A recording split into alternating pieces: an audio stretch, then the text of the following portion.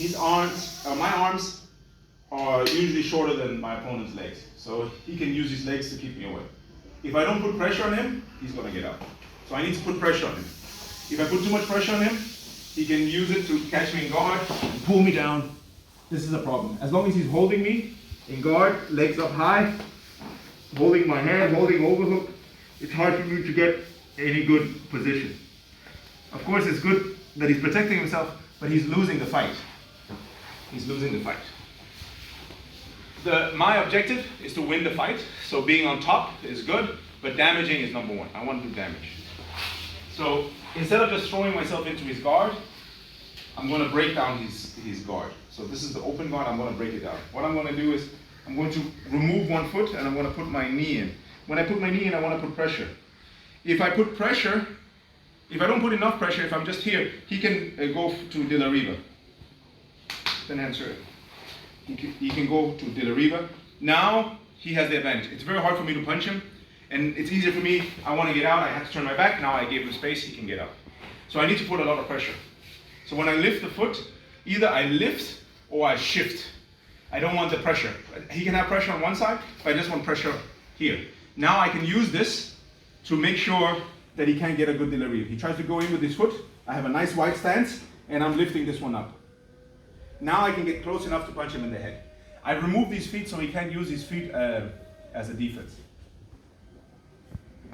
I just want to hold this position because as long as I'm here, I'm not really in any danger. I have a good strong posture. I have a nice position. This is like a shooter's position. So it's very good to get power for the punches. And he has to do big movements. So for him to get his leg out, he has to really push away.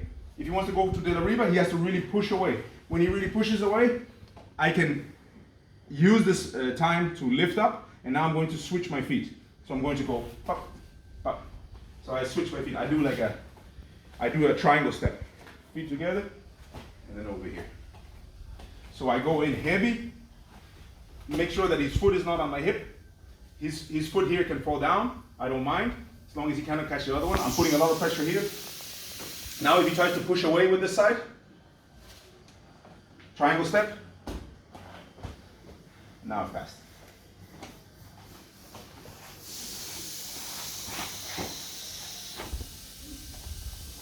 Open the guard, lots of pressure, killing this other foot. I'm working my way on the inside without dropping into his guard. He tries to get on the inside, triangle step, and I've passed. One more time. Pressure on the inside, killing the other leg, making sure he doesn't come back on the hip. If he comes back on the hip, it's also dangerous. He can turn it into an up kick if he gets on the inside here. So I want to make sure that his foot is on the outside. If he wants to bring it on the inside, he has to use a lot of pressure. And then I collapse his legs. And then I can pass. Feet on the hip. Killing the other side. Making sure I don't get kicked in the head. Watch out for the up kicks. Collapse the legs. Triangle step. And I've passed. When his legs are turned away from me, I have the control. If he shrimps and turns into me, now this is a problem for me. So there's different things I can do to keep my position. Because if I just stay here, even with the ground and pound, I shouldn't expect him to just lay there and cover up. So if he turns into me, it's an issue. If he turns up on his knees, I want to go parallel. So what do I mean by parallel? So I'm here. He's going to turn up. I'm going to push the head down. I'm going to kick up. Keep going up on your knees. And I'm going to put my knee next to his knee. Pushing him down. Going to go next to his knee. Parallel. Look here. My knee next to his knee. Foot next to his foot. Parallel. This is not parallel. There's too much space. If there's too much space, he can grab the leg. He can grab the underhook. Suddenly, he has the advantage. As soon as he gets the underhook or grabs the leg, he has the advantage. So I want to stay on top. So by going parallel, try to get the underhook, try to get the leg. So there's no space here. I'm keeping my knee and my leg next to his leg. I don't have to use so much force. I'm grabbing his hip and I'm trying to not push into him, I'm in fact trying to pull. Sometimes you can pull so much that he collapses down on his side. This is where I want him. I can go into side choke, I can control the arm, going for the punches. I can sit here, catching arm and head, sit him up, hammerlock, rear naked choke, arm bars. There's a lot of options.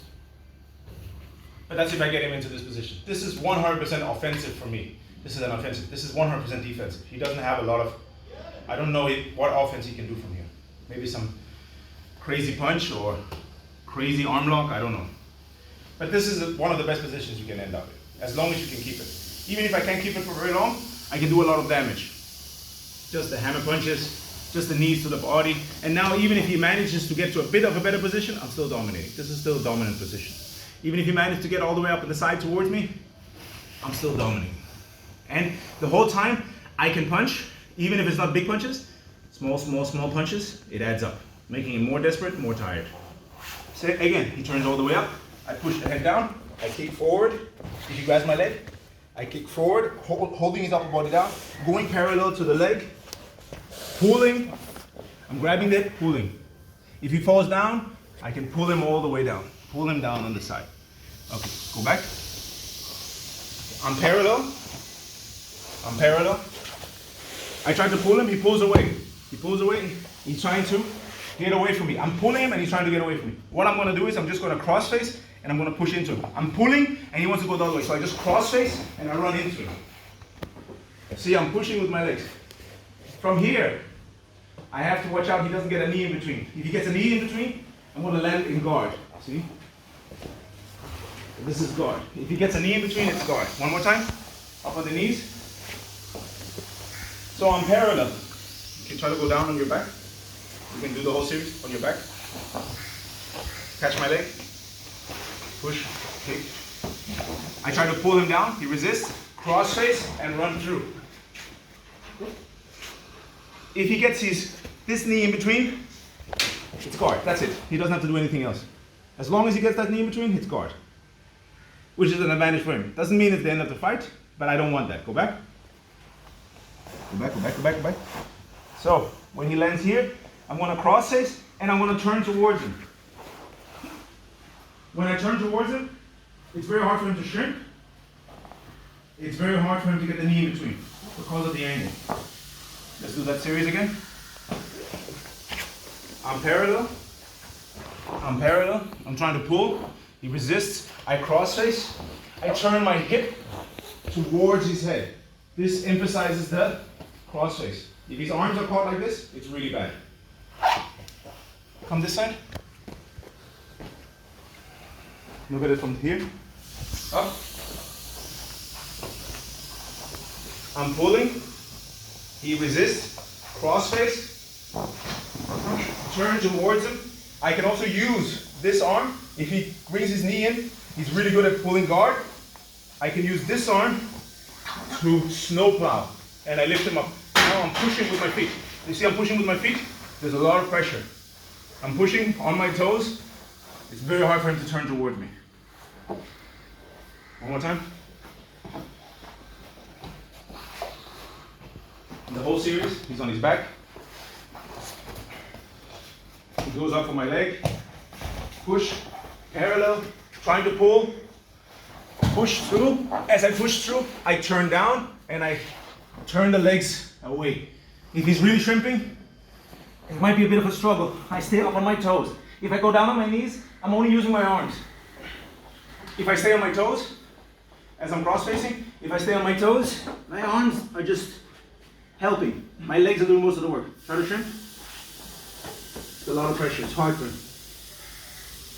Probably, he's going to end up flat on his back. If he really keeps fighting, he's going to be using a lot of energy. And now I can collapse the legs. And now I can go around. Now he used a lot of energy. If he didn't win anything, he's in the worst position. This is the worst position.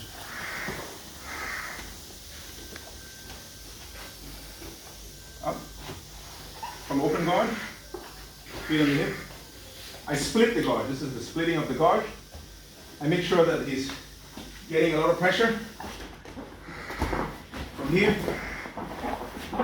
Feel the pressure, feel the pressure. If he falls down, then I'm straight into the dominant position. Okay, so if I pull and he falls down, I'm straight in the dominant position. I can go straight into all these finishes. Armbar, chokes. If he doesn't fall down, I'm trying to pull him down. If he resists, then I run into him. Look, my feet. Active feet. Cross face, up on my toes. If he still manages to shrimp out, look, his butt is shrimping out. Again, his butt is shrimping out. Then I need to get to underneath this leg. Shrimp out. It's too much pressure. That's a lot of pressure, and I stay on my toes. It's a lot of pressure. From here, I have so many options. I have a lot of options. I can now be satisfied, just get the underhook and go chest to chest, and now I hold him.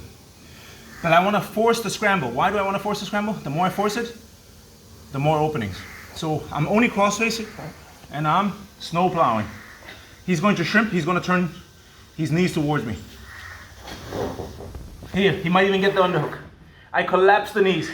Now I stay heavy on the knees, and then I walk around, and then I go here. Now I'm back in the best position. Why is this best position? Because he's turned away from me.